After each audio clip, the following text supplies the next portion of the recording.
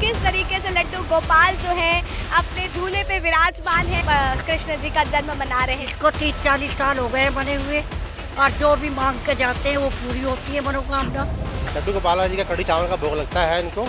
इनकी नए नए तरह के इनके भोग लगाए जाते हैं। कढ़ी चावल हो गया, हलवा हो गया, खीर हो गई, ये भोग लगाए जाते हैं। तो यहाँ पे इतनी जगह मौतें हो गई, बाढ़ आ गई, दिल्ली में क्यों नहीं आ रही? दिल्ली में पूजा पाठ होती है। सनातन धर्म सबसे बड़ा धर्म है। सब सनातन धर्म से ही निकले हैं। इनसे बड़ा धर्म किसी से फर्क नहीं पड़ता, किसी से भी। तो लगातार आपको जो है जन्माष्टमी के पर्व के बाद भगवान कृष्ण की छठी के बारे में बता रहे हैं, किस तरीके से दिल्ली के हर एक कोने पर भंडारे के साथ यानी कि प्रसाद वितरण के साथ साथ बात की जाए तो अब यहाँ पर अगर बात करी जाए तो देख सकते हैं किस तरीके से प्रभु श्री कृष्ण जी की जो है लड्डू गोपाल की झांकी सजी हुई है। हर कोई यहाँ पर मौजूद है। किस तरीके से लड्डू गोपाल जो है अपने झूले पे विराजमान है और आज इनको जो है जिस तरीके से इनकी छठी मनाई गई है, छठी के बतौर तमाम जो है प्रसाद। कहा जाता है कि लड्डू गोपाल को जो है कढ़ी चावल बेहद पसंद है, तो इसलिए कढ़ी चावल का जो भोग है वो लड्डू गोपाल के लिए बहुत लगता है। तो यहाँ पर जो पुजारी जी हैं उनसे भी हम जानेंगे कि क्या कुछ है छठी में, क्या कुछ कार्यक्रम करते हैं और तमाम चीज़ें क्या कुछ है। पंडित जी, जिस तरीके से लड्डू गोपाल का श्रृंगार हुआ है, इस श्रृंगार के बारे में बताइए और उनके पटुकों के बारे में बताइए। कहा जाता है कि पीला पटुका, लाल पटुका बेहद खूबसूरत अंदाज में वो पहनते हैं। पीला होता है, पीले रंग का होता है, एक वाइट रंग का भी होता है, लाल रंग का भी होता है। इनकी पोशाक होती है ना, ड्रेस लड्डू गोपाल जी की, वो जस्ती भी है, खूबसूरती लगती है कृष्ण जी लड्डू गोपाल जी की। लड्डू गोपाल जी का कढ़ी चावल का भोग लगता है इनको। इनकी नए नए तरह के इनके भोग लगाए जाते हैं। कढ़ी चावल हो गया, हलवा हो गया, खीर हो गई, ये भोग लगाया जाता है। अच्छा, कहा जाता है कि लड्डू गोपाल को माखन बहुत पसंद है। माखन और मिश्री, माखन और मिश्री बहुत पसंद है इनको। माखन और मिश्री बहुत लक्की है इनके लिए, लड्डू गोपाल के लिए। कृष्ण गोपाल को जो है देश में जो है हर कोने पर, हर एक घर में जो है इनका जन्म दिखाते हैं, जन्म होता है, सारी परंपराएं होती हैं सनातन धर्म की जो बताते हैं। खीरे से भगवान कृष्ण को पैदा होने के पीछे की क्या कुछ कहानी? कृष्ण जी का जन्म इनका खीरे में ही हुआ था। इसके लिए इनके लिए खीरा ही बेस्ट होता है इनके लिए। खीरा जो होता है इनके लिए सबसे बढ़िया बेस्ट है इनका। गोपाल के श्रृंगार में क्या कुछ किया है उसके बारे में बताएं। गोपाल के लिए हमने श्रृंगार है, पोशाक है, ड्रेस है, मुकुट है, अपना मोर पंख है, इनके जो फूल होते हैं, फूल पोशाक ड्रेस वगैरह सब अपने तन मन धन से जो सेवा करी इनकी लग रही है। अतर होता है, अतर वगैरह खुशबू की वगैरह वो सब। अच्छा, राधा अष्टमी की क्या कुछ कहानी है? राधा अष्टमी के ये सिर्फ हर साल जो राधा अष्टमी आती है इनका जन्म उत्सव होता है इनका।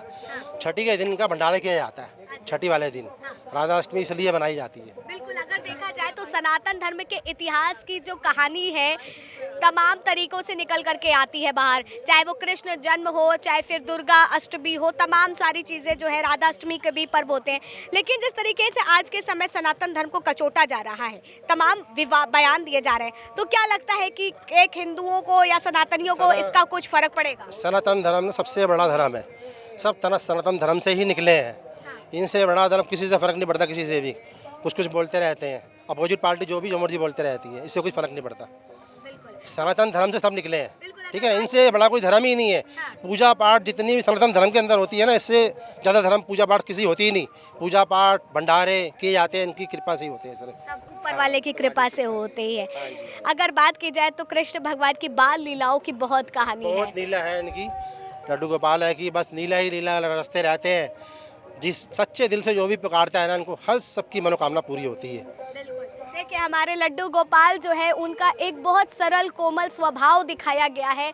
उनकी नादानियाँ भी दिखाई गई हैं, उनकी जो चालाकियाँ हैं थोड़ी बहुत वो भी दिखाई गई है। हर तरह से लड्डू गोपाल जो नटखट जिस तरीके से कहा जाता है, नटखट अंदाज उनका बहुत भाता है। कहा जाता है कि गोपियाँ उनके इर्द गिर्द मंडराती रहती थी। बेटा, अगर ये नहीं होते परंपरा, भगवान आपने देखे जो ये मूर्ति वगैरह, इनमें शक्ति है और जो परंपरा से बात चली आ रही है वही सब लोग जान। हमने तो इनको बहुत वो कहा, जो भी कहा मांगा मिला, सब मिला, सारी मुरादें। हाँ। कब से आप लोग यहाँ पर कृष्ण जी का जन्म मना रहे हैं? इसको 30-40 साल हो गए बने हुए और जो भी मांग के जाते हैं वो पूरी होती है मनोकामना।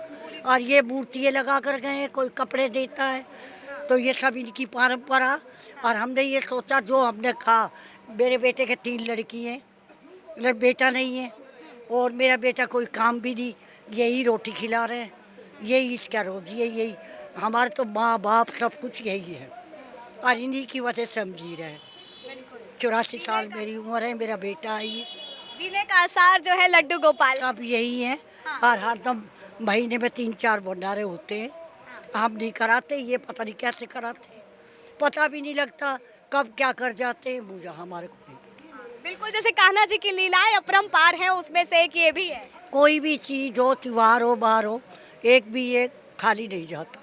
तो यहाँ पे इतनी इतनी जगह मौतें हो गई, बाढ़ आ गई, दिल्ली में क्यों नहीं आ रही? दिल्ली में पूजा पाठ होती है, हवन सवन पूजा, सच्ची आत्माओं से मंदिरों में पूजा हो, तभी तो कुछ नहीं होता दिल्ली वालों को।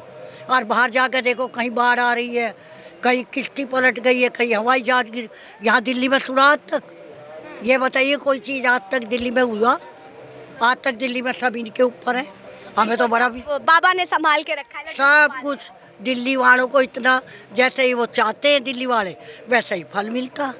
तो इनको सच्ची आत्मा संभालिए, तो आजमा के देखो, आप मांग के जाओ, मिलेगा।